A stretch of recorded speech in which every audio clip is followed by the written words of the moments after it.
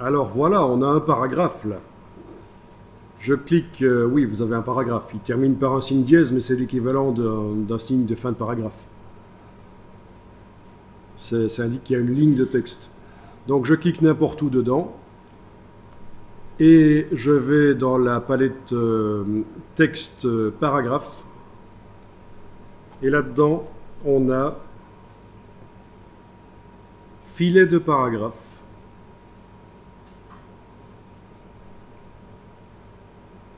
Et on va mettre un filet au-dessus. Je coche la case aperçue. Voilà.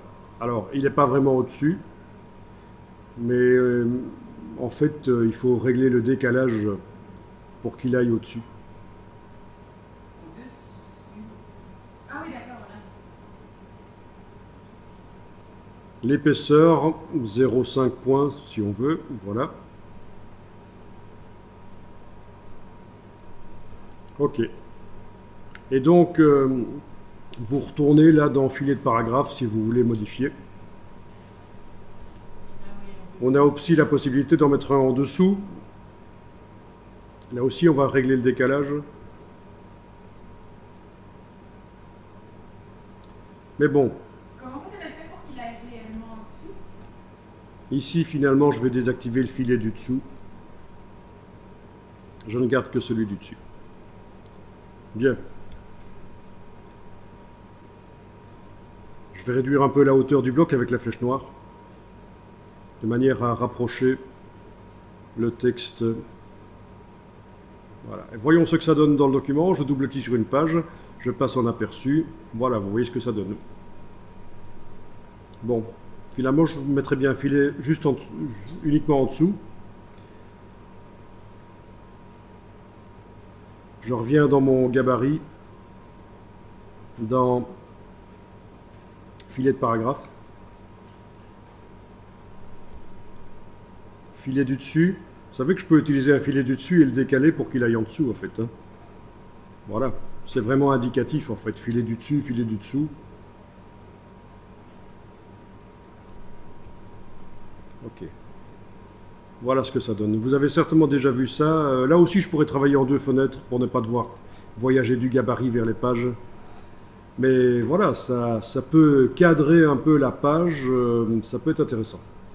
On n'a pas modifié les typos, hein, la police.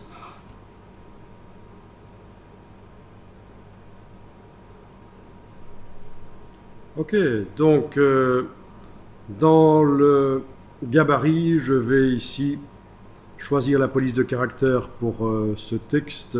Moi, je peux sélectionner le bloc, voilà. Et puis, palette texte caractère.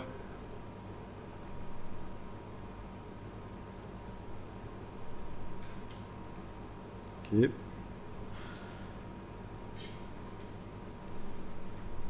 Bon, j'ai choisi un caractère Myriad Pro qui a pas mal de variantes et qui a des accents, donc ce qui n'est pas le cas de tous. Celui-là, je vais le mettre en bold. Voilà. Pour amener un peu de variété quand même.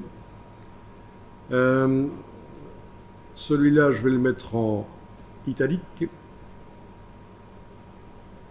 Voilà. Et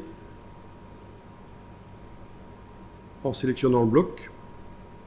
Oui, parce que si je suis avec le curseur texte et que je clique n'importe où, on me montre l'approche, l'espace entre les lettres, entre ces deux lettres, là, entre le M majuscule et le A dans mon cas. D'accord? Et entre parenthèses, ça veut dire que c'est une design qu'il a choisi tout seul. Hein.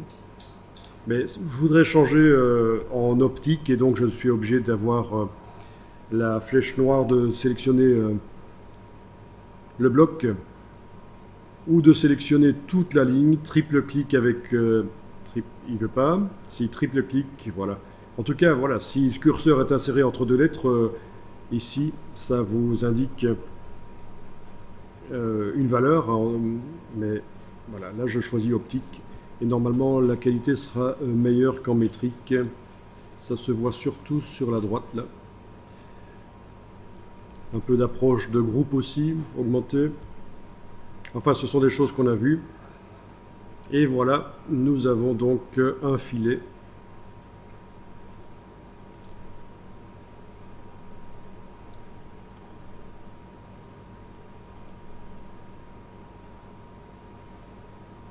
Ok.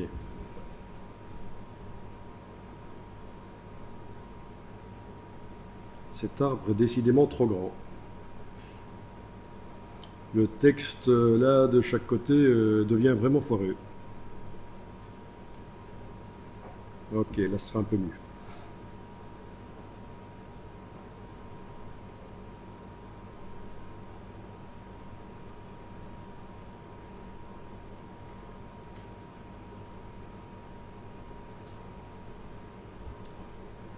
Voilà, un filet. En plus de ça, on va mettre des codes couleurs dans le document en utilisant le gabarit et en désolidarisant les objets par rapport au gabarit. On va faire ça.